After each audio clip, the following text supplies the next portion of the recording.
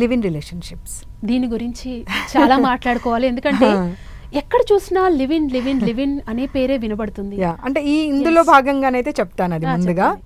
Live in లో ఉంటున్నారు, తల్లిదండ్రుల ప్రమేయంతో ఉంటున్నారా, లేకపోతే ఓన్లీ వీళ్ళ ఇద్దరికి మనసు కలిసింది అని ఉంటున్నారా, లేకపోతే కొంతకాలం కోసం ఉంటున్నారా, వాళ్ళిద్దరికే తెలియాలి.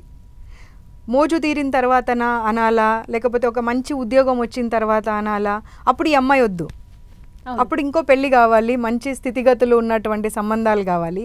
అప్పుడు అమ్మాయిలకు తోచట్లేదు ఏం చేయాలో. ఎందుకంటే తల్లిదండ్రుల దగ్గర వెళ్ళలేరు, సొసైటీలో తలెత్తుకొని తిరగలేరు, ఎక్కడికి వెళ్ళాలో అర్థం కాని పరిస్థితులు. సో మా పరిధి ఉన్నంత వరకు కాకుండా దానికి మించి కూడా ప్రయత్నం చేస్తున్నాము. కానీ ఆ ప్రయత్నంలో మేము సక్సీడ్ అవ్వాలి అంటే పోలీస్ డిపార్ట్మెంట్ సహకారం చాలా చాలా అవసరం ఉన్నది. ఎందుకంటే వాళ్ళు అబ్స్కాండ్ అవుతున్నారు, వాళ్ళ పర్మనెంట్ అడ్రస్ ఇవ్వట్లేదు అబ్బాయిలు.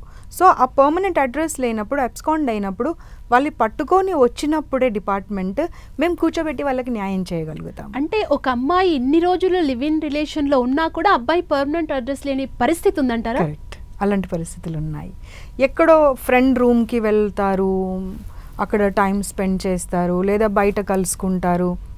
అంటే ఒక నమ్మకం కలిగించి ఇంతకాలం ఉన్నాను కదా, నువ్వే నా ప్రాణం, నీతోనే పెళ్ళి, నీతోనే ఇక మీదట జీవితం అనేవరకు ఏ అమ్మాయి అయినా కానీ నమ్మేస్తుంది. ఎందుకంటే తల్లిదండ్రుల తర్వాత నమ్మే ఏకైక వ్యక్తి ఎవరు ఉంటారంటే తనను భర్తగా ఊహించుకున్నటువంటి వ్యక్తి. సో అలాంటి కేసెస్ ఉన్నాయి. పాష్ యాక్ట్లో కొన్ని కేసెస్ ఉన్నాయి. అవి చాలా అంటే వాళ్ళ దగ్గర ప్రూఫ్స్ లేకుండా, ఏది లేకుండా, కానీ వాస్తవంగా అక్కడ జరిగి ఉన్నది. వాళ్ళపైన లైంగిక దాడి చేయడము, లేకపోతే వాట్సాప్లలో కంటెంట్ ద్వారా హింసించడము, లేకపోతే ఇంకా రకరకాలు ఉన్నాయి.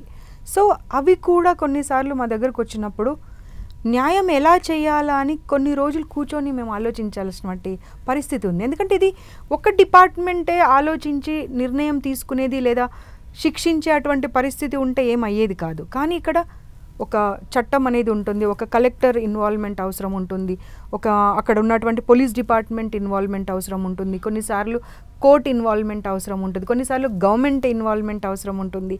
సో అలాంటి కేసెస్ వచ్చినప్పుడు అప్పుడు అనిపిస్తుంది, అరే కమిషన్ పరిధి ఇంకాస్త ఎక్కువ ఉంటే బాగుండేది కదా అనిపిస్తుంది.